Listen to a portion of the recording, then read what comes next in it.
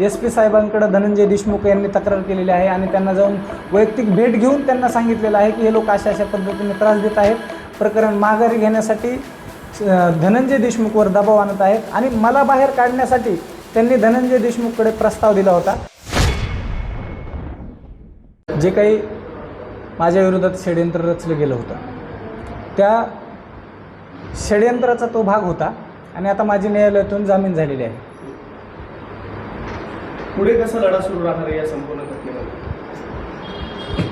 ही जी घटना आहे ह्यातली जो फिर्यादी आहे तो फिर्यादी जो व्यक्ती आहे ती फिर्याद करण्यामागचं कारण आहे की संतोष देशमुख हत्या प्रकरण दाबण्यासाठी। ही घटना जुनी आहे, हे लोक खोट्या तक्रारी देतात, कट करून छोट्या मोठ्या जखमा करून 307 सारखे राजकीय गुन्हे दाखल करण्यासाठी ह्या लोकांचा वापर केला जातो आणि हे लोक पुढं करून गुन्हे दाखल केले जातात आमच्याकडं। म्हणून ह्या लोकांची जी काही आमच्यासोबत घटना घडली होती ते माझ्यासोबतच्या लोकांना मारहाण करतानाचे व्हिडिओ मी पुरावे पोलीस स्टेशनला आमच्या कुटुंबाने दिलेले आहेत। त्या ज्या लोकांना मारहाण केलेली आहे ते लोक पोलीस स्टेशनला गेले परंतु त्यांची फिर्याद घेतली गेली नाही।